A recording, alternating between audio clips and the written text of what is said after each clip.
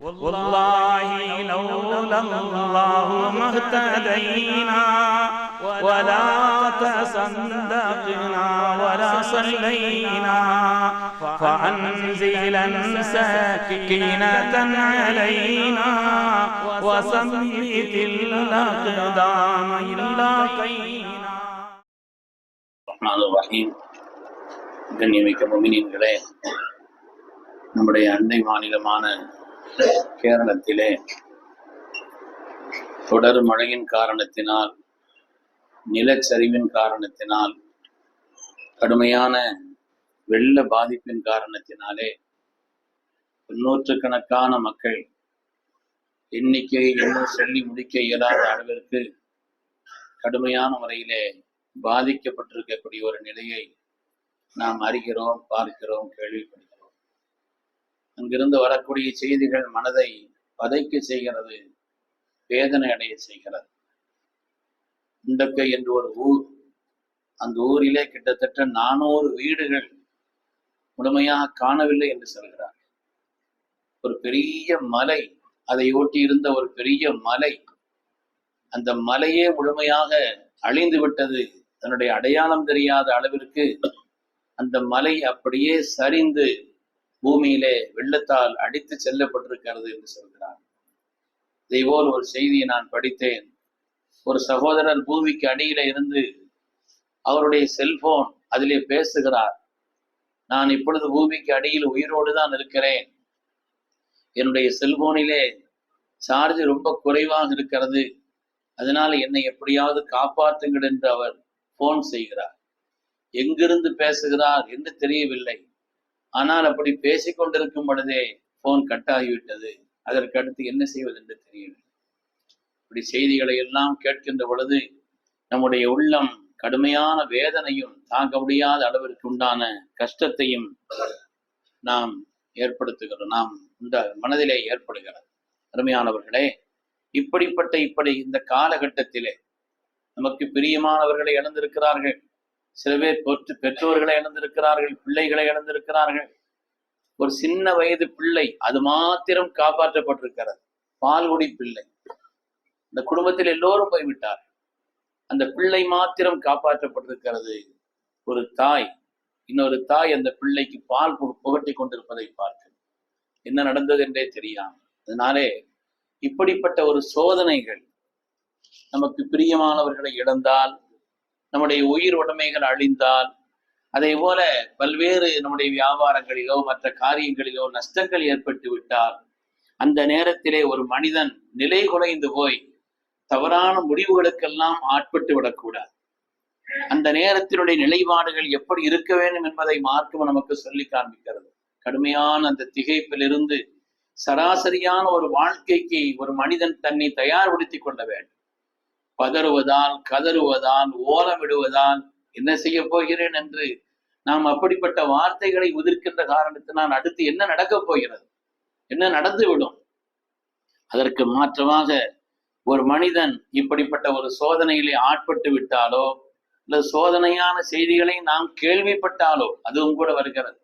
சோதனையான செய்திகளை நாம் கேள்விப்பட்டாலும் கூட இன்னா லில்லாஹி வ இன்னா இலைஹி ராஜிஊன் என்றுதான் சொல்ல வேண்டும். இது சாதாரணமான ஒரு வார்த்தை அல்ல, நடைமுறையில் ஏதோ ஒரு வார்த்தையை சொல்கிறோம் என்ற ஒரு நிலையில் உள்ள ஒரு வார்த்தை அல்ல. அந்த இஸ்திர்ஜா என்பது யகூனு இன்த ஹுதூஸில் முஸீபத்தி, ஒரு முசீபத்து உண்டாகின்ற நேரத்தில் அந்த மனிதனும் சொல்ல வேண்டும். அதை யார் கேட்கிறாரோ அவரும் சொல்ல வேண்டும் என்று மாற்றம் சொல்கிறார். ஏனென்றால் அது ஒரு சராசரியான வார்த்தை அல்ல. முதலில் அல்லாஹ் சொல்லி தந்த ஒரு திக்ர். அது இன்னால் இல்லா என்பது அல்லாஹ் சொல்லி தந்த ஒரு திக்ர். அதுபோல மனதிற்கு சமாதானத்தை உண்டாக்கி தரக்கூடிய, பதவதைக்கக்கூடிய மனதிற்கு, திகைக்கக்கூடிய மனதிற்கு சமாதானத்தை, அந்த மனது ரப்போடு சம்பந்தப்பட்டது, இதை சமாதானப்படுத்துவதற்குண்டான ஒரு நிலையாக இருக்கிறது.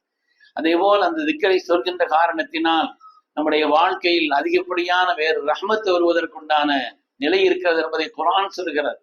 அந்த திக்ரினால் உண்டாகி வரக்கூடிய பலனை பற்றி குர்ஆன் சொல்லும் பொழுது அடுத்து என்ன செய்ய வேண்டும் என்பதையும் அல்லாஹ் தஆலா அவர்களுக்கு அது சம்பந்தப்பட்ட ஒரு சிறந்த வழிகாட்டுதலை உண்டாக்குகிறான். அடுத்து அவர்கள் என்ன செய்வது என்பதற்குண்டான ஒரு வழியையும் அல்லாஹ் ஏற்படுத்துகிறான் இதை சொல்கின்ற காரணத்தினால் என்று மார்க்கம் சொல்கிறது. ஒபஸ்ரீ சாபிரி, இந்த சாபிரிங்களுக்கு சோபனம் சொல்லுங்கள். இக்கட்டான ஒரு நிலைதான், கடுமையான ஒரு நிலைதான். ஆனால் இப்படிப்பட்ட அந்த ஒரு நிலைகளிலே சபுர் செய்து இந்த வார்த்தைகளை சொல்கின்ற காரணத்தினால் யார் ஆட்பட்டவர்களும் கேள்விப்படுபவர்களும் சொல்கின்ற காரணத்தினால் அல்லாஹு தாலா அதற்குண்டான வேறு வகையான ரஹ்மத்தையும் அவர்கள் இனிமேல் சீராக இருப்பதற்குண்டான ஒரு வழியையும் காட்டுவதாக மார்க்கம் சொல்லி காண்பிக்கிறார். அருமையான பெருமக்களே, இது இந்த நபிக்கு, நமது நாயகத்திற்கு மாத்திரம்தான் இப்படிப்பட்ட வார்த்தைகள் சொல்லப்பட்டிருக்கிறது.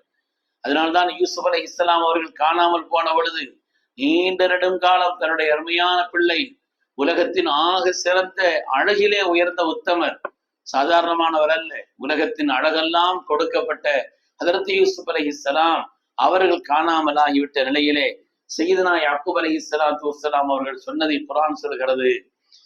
யா அஸஃபா அலா யூசுப், யூசுப் அவர்கள் மீது எனக்கு வந்த கை சேதமே என்றுதான் சொன்னார். இந்த இன்னா லில்லாஹ் என்பதை ஏற்கனவே சொல்லப்பட்டிருந்தார், ஹதரத் யாக்கூப் அலைஹிஸ்ஸலாம் சொல்லியிருப்பார் என்று மார்க்கம் நமக்கு சொல்லி காண்பிக்கிறார். உண்மையானவர்களே, இந்த வார்த்தையை நமக்கு சொல்லித் தரக்கூடிய பாடங்கள் சாதாரணமானது அல்ல.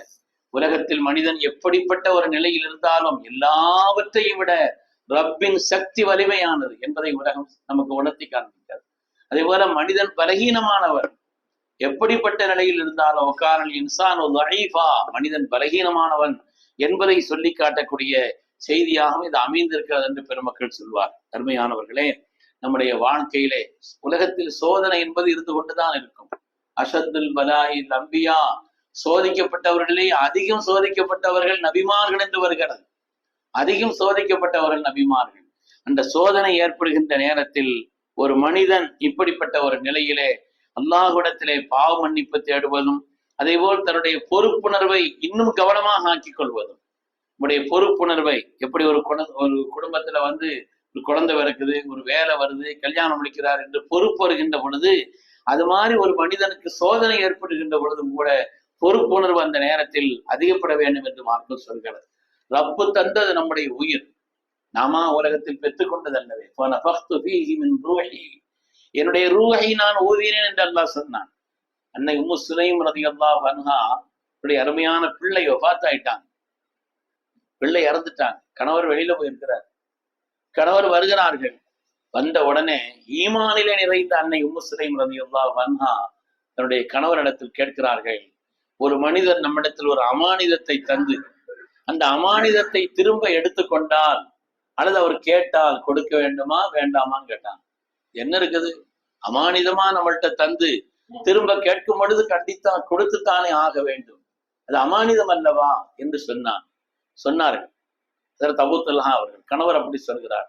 அன்னை உம்மு சுலைம் சொல்கிறார்கள், அல்லாஹ் தஆலா நமக்கு அமானிதமாக ஒரு பிள்ளையை தந்தான், அதை அவன் எடுத்துக்கொண்டான் என்று சொன்னான்.